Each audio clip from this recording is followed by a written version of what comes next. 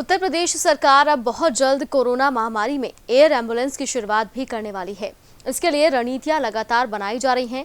विभाग में समीक्षा बैठकों का दौर भी तेज है। इस पूरे मुद्दे पर प्रदेश सरकार के कैबिनेट मंत्री नंद गोपाल नंदी ने प्राइम न्यूज से खास बातचीत की। आइए सुनते हैं। लॉकडाउन के बाद जब अनलॉक शुरू हुआ तो जिंदगी को पटरी पर लाने के लिए सबसे अहम था ट्रांसपोर्टेशन, जिसे उत्तर प्रदेश सरकार ने शुरू किया, चाहे वो परिवहन की बात करें या फिर लोकल ट्रांसपोर्टेशन की बात करें। और अगर हम बात करें फ्लाइट्स की, बहुत ही अहम था फ्लाइट, जिसे शुरू कर दिया गया और उसे और बेहतर और सुचारू रूप से चलाने के लिए लगातार विभाग समीक्षाएं बैठक कर रहा है ताकि और भी बेहतर व्यवस्थाएं इसमें आ सकें। इस पर ज्यादा बात करने के लिए हमारे साथ मौजूद हैं विभाग के मंत्री, कैबिनेट मंत्री हैं नंद गोपाल नंदी जी। सर, फ्लाइट्स आप लोगों ने शुरू कर दी, अब जो खबर निकलकर सामने आ रही कि आप लगातार समीक्षा बैठकें कर रहे हैं क्योंकि एयर एम्बुलेंस को भी शुरू करना है। कहां तक ये समीक्षाएं हुई हैं और कब से ये व्यवस्था शुरू हो जाएगी? देखिए, कल ही अभी हमने निदेशालय में बैठक ली है। उस बैठक में बहुत सारे बिंदुओं पर विचार किया गया। हमारे बहुत सारे एयरपोर्ट जो बन रहे हैं, कुछ 90-95% तक बन गए हैं। उनको जल्दी चालू करने के लिए भारत सरकार से जो भी परमिशन लेनी है उसके विषय में कल कुशीनगर भी मैं जाकर के समीक्षा बैठक करने जा रहा हूँ। और एक बात निकल कर के आई कि कुछ हमारे जहाज़ है जिसके केवल 28% ही यूज हो पाए।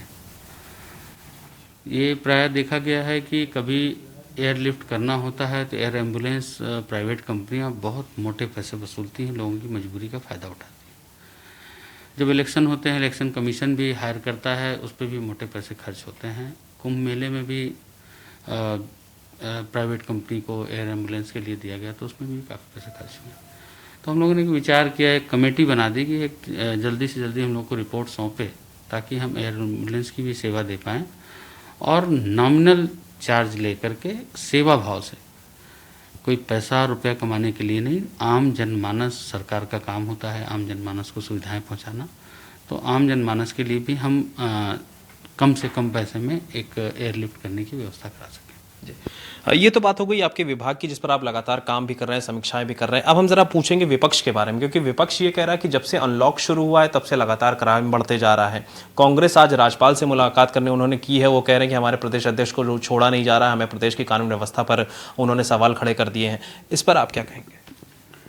देखिए, कांग्रेस, सपा और बसपा, इनका जनाधार खत्म हो गया। आप 2014 से अगर देखेंगे तो 2014 में इस देश की जनता ने आदरणीय प्रधानमंत्री नरेंद्र मोदी जी के हाथों में इस देश की बागडोर थी।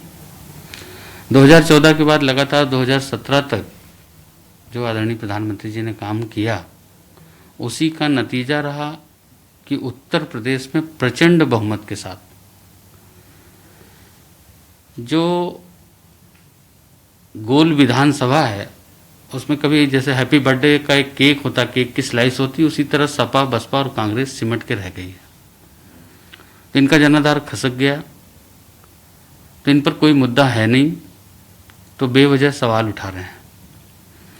2017 के बाद 2019 तक जो माननीय मुख्यमंत्री जी ने काम किया, और इस प्रदेश की बागडोर एक कर्मयोगी के हाथ में है, जिन्होंने जाति, धर्म, मजहब के भेदभाव को कुछ भी सब कुछ मिटा दिया और प्रदेश के अंतिम गांव तक, अंतिम व्यक्ति तक विकास की रोशनी को पहुंचाने का काम किया। और 2019 के चुनाव में प्रचंड बहुमत के साथ कि सपा, बसपा, कांग्रेस सब इकट्ठे हो गए, सारी पार्टियां देश की इकट्ठी हो गई। उसके बाद भी प्रचंड बहुमत, पिछली बार से भी ज़्यादा ताकत से इस देश की बागडोर एक प्रधान सेवक के हाथ में इस देश की जनता ने सौंपने का काम किया। इससे बौखलाए हुए केवल अपनी राजनीतिक रोटी सेंक रहे हैं और उनको 2022 के चुनाव की तैयारी के रूप में उसको देख रहे हैं। लेकिन इस देश की जनता अच्छी तरह से जानती है कि बसपा को पैसे से प्रेम है, सपा के आते ही गुंडागर्दी और जाति और धर्म विशेष राजनीति शुरू हो जाती है, और कांग्रेस कोविड के समय में भी प्रवासी मजदूरों को के साथ राजनीति करने में भी इसने खेल नहीं छोड़ा। उसमें भी एक घोटाला सामने आया। मैं माननीय मुख्यमंत्री जी को बधाई देना चाहता हूँ। मैं माननीय मुख्यमंत्री जी को बधाई देना चाहता हूँ कि जब प्रियंका गांधी ने ट्वीट किया कि हमें 1000 बस देनी है श्रमिकों को लाने के लिए।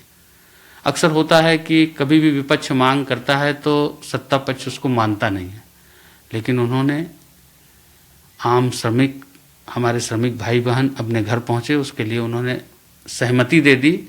तो इनका एक और झूठ का पुलिंदा सामने आया कि जिसमें ऑटो और मोटरसाइकिल और टेम्पो और जो कंडम बस हो चुकी हैं, जो किसी तरह से रोड पे चलने लायक नहीं है, उस तरह की बसों की लिस्ट देने का काम किया। इनको अंदाज़ा ही नहीं था कि हमें परमिशन मिलेगी। आई गई बात हो जाएगी, हम जनता के दुख का आंसू पोंछने का झूठा ढोंग रचेंगे, वो भी खुला ये घोटाले करने का। धन्यवाद हमसे बात करने के लिए मंत्री जी। तो ये थे नंद कुमार नंदी जी, जिनका साफ तौर पर कहना है कि आने वाले दिनों में एयर एम्बुलेंस की शुरुआत हो जाएगी और उससे एक बहुत ही बड़ी राहत कहीं ना कहीं प्रदेशवासियों को मिलेगी। इसके साथ ही उन्होंने ये भी कहा कि केक के टुकड़ों की तरह विपक्ष जो है वो बिखर चुका है, इसीलिए बेबुनियाद मुद्दों पर सत्ता दल को घेरने का प्रयास कर रहा है, जो कि काम नहीं आएगा। लखनऊ से कैमरा पर्सन दीपक के साथ मैं नितिन, प्राइम न्यूज़।